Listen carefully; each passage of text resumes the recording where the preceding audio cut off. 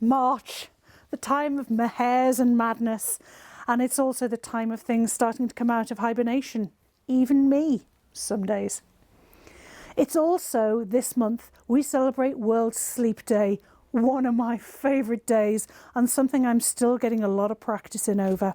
But we're going to talk about ferrets and sleeping and hibernation and actually where they sleep and how you can look after your fertiles home. Let's talk about indoor versus outdoor cages and hutches.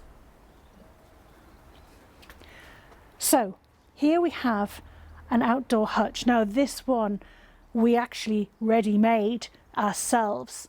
This has 6 doors per hutch level. There's a hutch here and a hutch there separately, or a bedding area here and a bedding area there separately. The actual bedding area is hidden off. In here it's hidden off just because with a bit of towel, it's a bit of sort of nasty work, but it's because it's been really cold and we wanted to make sure that they had more than one bedding area. The same at the bottom. It's not looking great at the minute, but you work with what you have, and this is the reality and the day-to-day of ferret ownership essentially.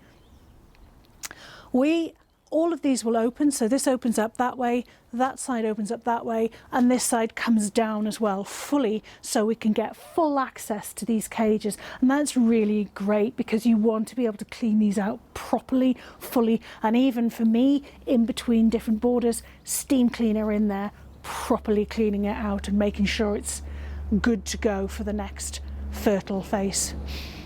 You can see our water bottles there. We've got water carrots in most of them. I think the bottom one's got the glycerin, the edible glycerin in it. And as you can see, there's a mix of bowls and bottles depending on the fertiles involved.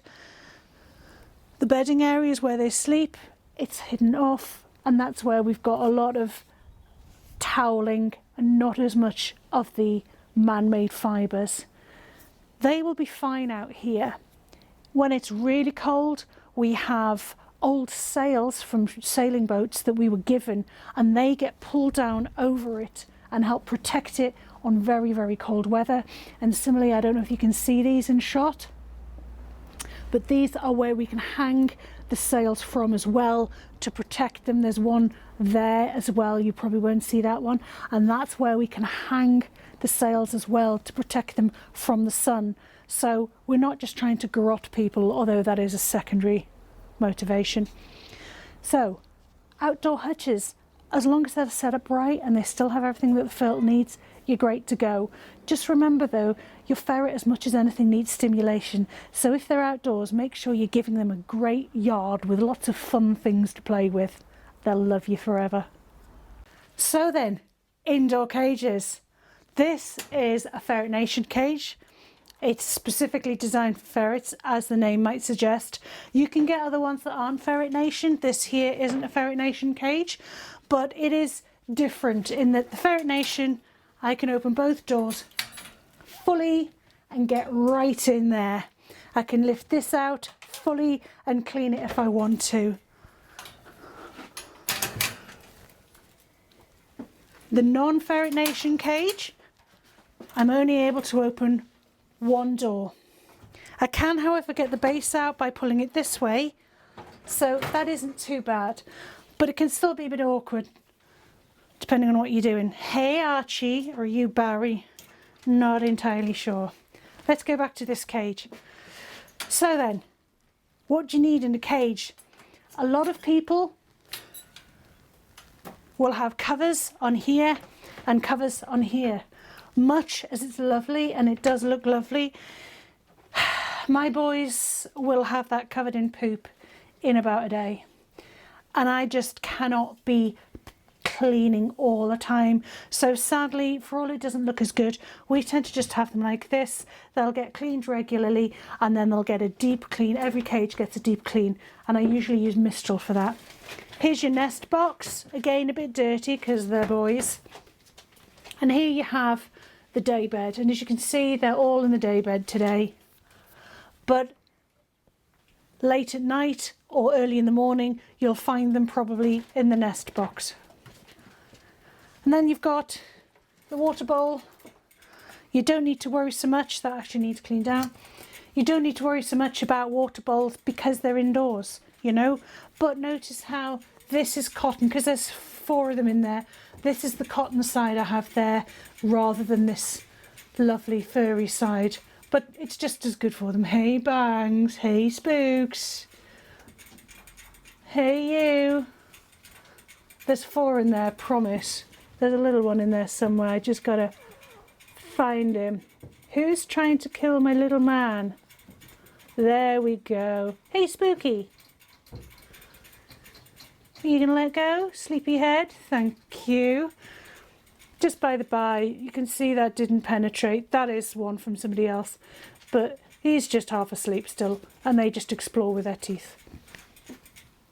So indoor cages, there's hardly anything to worry about. You don't need to worry about, certainly about them being too cold, and certainly for us it means that in the cold weather the indoor ones are much easier to work with. You can clean them in the middle of the night because you have your lights on. Our outside doesn't have a great amount of light. If you've got your fertils in a shed in cages, that's a different matter, of course. So we have our water bowls there, and then because our boys are idiots, we have the crock bowls for their food, which is Bang Bang is now going to show you, or not if he's camera shy. You camera shy, Bangs, or not? You're not going to go for a poop right now, are you? You're going to go for a poop right now. Well, it's what they do on a regular basis. So, you know, this is part of ferret ownership. You've not got to be scared of a bit of poo. They have a really short metabolism, every 3 hours pooping and eating. So this is a regular occurrence. Get used to it. Hey, do you want a biscuit now because you're so clever for pooping? The only thing to worry about then for cages really is in the summer. Houses can get really hot. Rooms especially can get hot, and again these boys can get hot. So as I speak about, oh my lordy lord, all right, as I speak about later this month, think about ways of keeping them cool just as much as keeping them warm. And again, you can use something like a cool mat on here, and that will literally do as it says on the tin.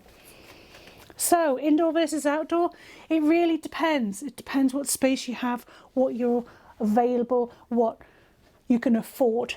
It's more about how you work with the space you have, making sure it has beds, water, food, and making sure there's enough space for them, and making sure they get a good run where they can play, because these guys like to play just as much as they like to sleep.